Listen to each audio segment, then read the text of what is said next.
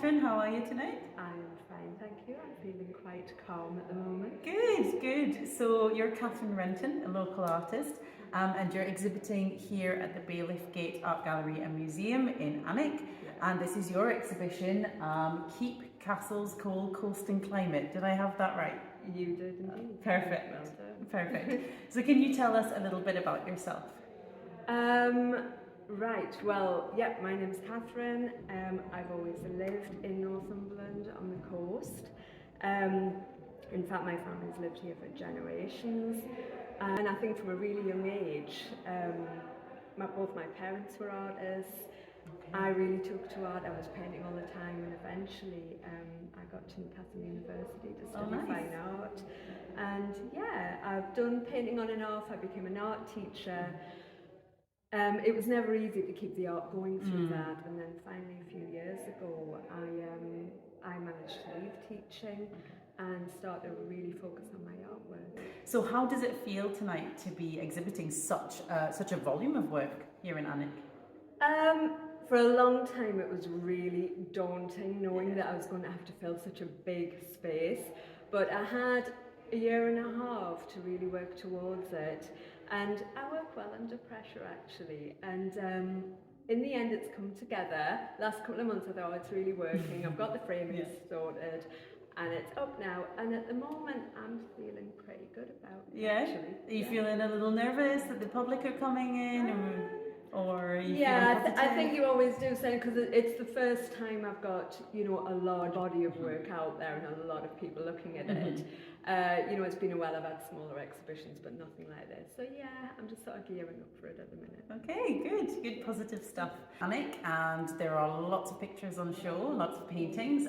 So what exactly was the inspiration for this body of work?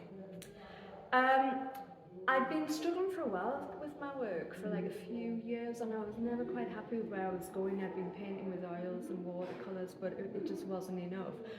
And then I think, like with a lot of artists, it was a move of house. I moved house closer to Shilbottle Village, and I was kind of like, oh, my granddad lived there. Well, he worked there as a coal miner. And I started to research that a little bit, and then the kind of history of the area and the coal mining. And then as I was doing that back in 2021, when I first moved, we suddenly had the COP26 climate talks in Glasgow, which I was kind of aware of in the background. And then the conclusion to that all was the final acknowledgement that we really needed to reduce the burning of coal. And I kind of made that connection and thought, oh, that's interesting, because my granddad was a coal miner. Could this be in any way relevant? And then we had Storm Arwen 2 weeks later. And that was an extreme weather event. And I was like, oh, right, okay, here's another connection. And because I always paint the coastline, I went back down to the beach, actually my childhood beach at Alnwick, next to a coal port with a big harbour. And I was standing on the beach looking at the damage that had been done after this storm, and a lot of the sea coal had been washed up on the beach from this seam-out at sea. And it was just this really poignant moment where I was standing there and there was all the sea coal, and I picked up the sea coal, and I suddenly had this kind of like memory of a film I'd seen about Vermeer, The Girl with the Pearl Earring, where, back in the 1600s, they were like grinding down rocks to make the paint lapis lazuli to make ultramarine. And I was holding this coal, and I suddenly thought, could I make paint out of this? And that's when I kind of really got into the whole, like, exploring that and really experimenting with it. So I took the coal home, mashed it up, ground it down to mortar and pestle. I started experimenting with binders, and at first I thought, I'm wasting my time here. It's not going to work, it's not going to work. And then when I applied the paint, it was like, oh my god, it's like alive. And as it dried, it glittered, and it was so magical. And I just thought, there's something really significant here. It's like, after those talks, the storm, the coal. And not only that, when I was at the beach, I also noticed that where I used to slide down sand dunes, they've all gone now. Oh, right, yeah. And there's all the cliffs, the rocks, the clay. And I noticed bands of colour in it, and that turned out to be yellow ochre. And I would just get fragments that had fallen away. There was shale.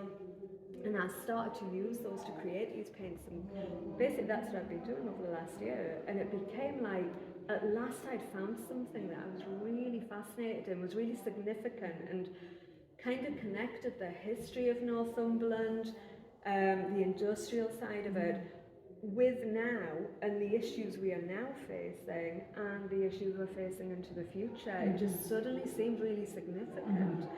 And like the whole thing about all these environmental problems is really overwhelming, and as ordinary people, I'm no preacher or activist, we can't take it all in.